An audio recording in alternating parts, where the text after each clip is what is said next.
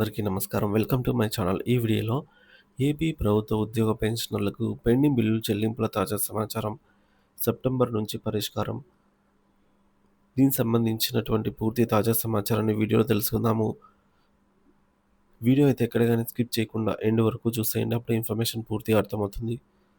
అలాగే వీడియో చూస్తున్న ప్రతి ఒక్కరు వీడియోకి లైక్ చేయండి ఫ్రెండ్స్. ఈ వీడియోని తోటి ఉద్యోగ పెన్షన్ మిత్రులతో అయితే షేర్ చేయండి. కొత్తగా మన ఛానల్ చూస్తున్న వారు ఇంకా ఎవరైనా సబ్స్క్రైబ్ చేసుకోకుంటే వెంటనే మన ఛానల్ని సబ్స్క్రైబ్ చేసుకోండి. దీని ద్వారా నేను చేసే లేటెస్ట్ వీడియోస్ అన్నీ మీ వరకు రీచ్ అవుతాయి. ఇక ఆలస్యం చేయకుండా వివరాల్లోకి అయితే వెళ్ళిపోదాము. ఫ్రెండ్స్, ఇక విషయానికి వచ్చినట్లయితే ఏపీ ఉద్యోగులు పెన్షన్ల సమస్యలు, సెప్టెంబర్ పైనే ఆశలు, తెలంగాణ స్ఫూర్తితో ప్రభుత్వం స్పందించేనా? రాష్ట్రంలో లక్షలాది మంది ప్రభుత్వ ఉద్యోగులు పెన్షనర్లు తమకు దీర్ఘకాలంగా సమస్యల పరిష్కారం కోసం నూతన ప్రభుత్వం వైపు ఆశగా ఎదురు చూస్తున్నారు. ముఖ్యంగా పెండింగ్ బిల్లుల చెల్లింపులు, డిఏ బకాయిలు, అదనపు క్వాంటం పెన్షన్ పునరుద్ధరణ వంటి అంశాలపై సెప్టెంబర్ నెలలో ప్రభుత్వం సానుకూల నిర్ణయం తీసుకుంటుందనే ప్రచారం ఊపందుకుంది. మరోవైపు తెలంగాణ ప్రభుత్వం తన విశ్రాంత ఉద్యోగుల పట్ల తీసుకుంటున్న నిర్ణయాలు ఏపీలో చర్చనీయాంశంగా మారాయి.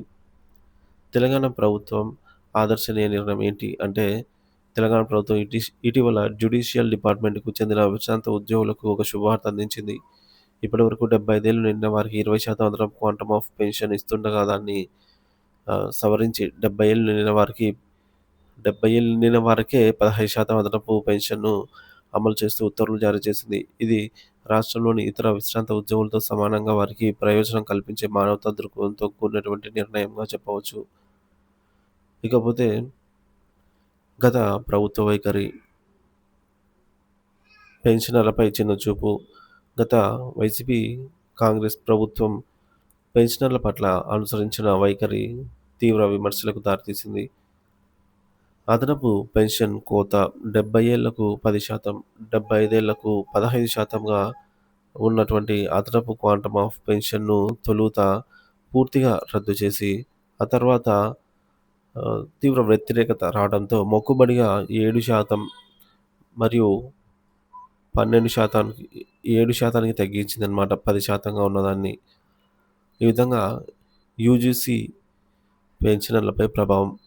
యూనివర్సిటీ గ్రాంట్ కమిషన్ వేతనాలు పొందిన విశ్రాంత అధ్యాపకులకు రాష్ట్ర ప్రభుత్వ పెన్షన్లతో సమానంగా 70 ఏళ్లకే అదనపు పెన్షన్ ఇచ్చే విధానాన్ని రద్దు చేసి 80 ఏళ్లకు మార్చారు. ఇది వారిని ఆర్థికంగా తీవ్ర ఇబ్బందులకు అయితే గురిచేసింది.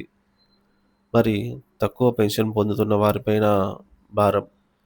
సీనియర్ పెన్షనర్లు, అలాగే ఫ్యామిలీ పెన్షనర్లు చాలా తక్కువ బేసిక్‌పై ఆధారపడి జీవిస్తూ ఉన్నారు. వృద్ధాప్యంలో పెరిగేటటువంటి వైద్య ఖర్చులకు అదనపు ఆర్థిక మద్దతు ఉండే ఈ ప్రయోజనాన్ని తగ్గించడం వారి జీవనాన్ని మరింత కష్టతరం చేసింది. ప్రస్తుత పరిస్థితి, సెప్టెంబర్ పైన అందరి దృష్టి.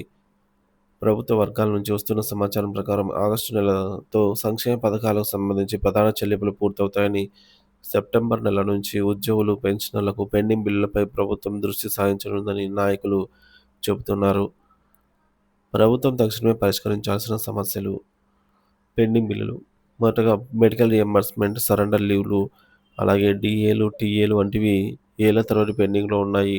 వాటిని తక్షణమే విడుదల చేయాలి. వీటితో పాటు డీఏ బకాయిలు, ఉద్యోగులకు, పెన్షనర్లకు చెల్లించాల్సిన కరువు భత్యం, డీఏ, డీఆర్ బకాయిలను, అరియర్స్‌ను వెంటనే చెల్లించి కొత్త డీఏలను ప్రకటించాల్సి ఉంది. సో, ఇంకా మనకు 4 కొత్త డీఏలు ప్రకటించాల్సి అయితే ఉంది. హెల్త్ కార్డుల పునరుద్ధరణ. పేరుకే ఉన్న ఈహెచ్ఎస్, ఎంప్లాయీ హెల్త్ స్కీమ్ కార్డులను ప్రక్షాళన చేసి ఇన్సూరెన్స్ ఆధారిత నగదు రహిత వైద్యం అందించే హామీని నెరవేర్చాలి. కార్పొరేట్ హాస్పిటల్స్‌లో కార్డులు పనిచేసేలాగా చూడాలి. అలాగే అదనపు క్వాంటమ్ ఆఫ్ పెన్షన్ పునరుద్ధరణ. రాష్ట్ర ప్రభుత్వ పెన్షనర్లకు తగ్గించిన అదనపు పెన్షన్‌ను పునరుద్ధరించి 70 ఏళ్లకు 10%, 75 ఏళ్లకు 15%గా అమలు చేయాలి. ఇక యూజీసీ విశ్రాంత ఉద్యోగులకు కూడా రాష్ట్ర ప్రభుత్వం ఉద్యోగులతో సమానంగానే 70 ఏళ్ల నుంచి అదనపు పెన్షన్‌ను అమలు చేయాలి. ఇక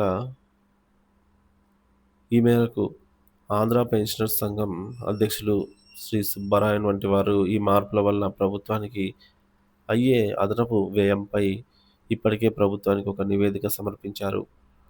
ఎన్నికల హామీల అమలుతో పాటు ప్రభుత్వ పాలనలో భాగస్వాములైనటువంటి ఉద్యోగులు తమ జీవితమంతా సేవ చేసి విశ్రాంతి తీసుకుంటున్న పెన్షనర్ల సంక్షేమాన్ని చూడటం కూడా ప్రభుత్వం ప్రాథమిక బాధ్యత.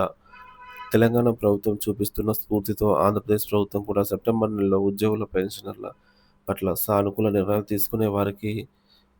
తీసుకొని వారికి ఉపశమనం కలిగిస్తుందని లక్షలాది మంది ఆశిస్తున్నారు. ప్రభుత్వం తీసుకునే నిర్ణయం వారికి శుభవార్త అవుతుందో లేదో అనేది వేచి చూడాలి.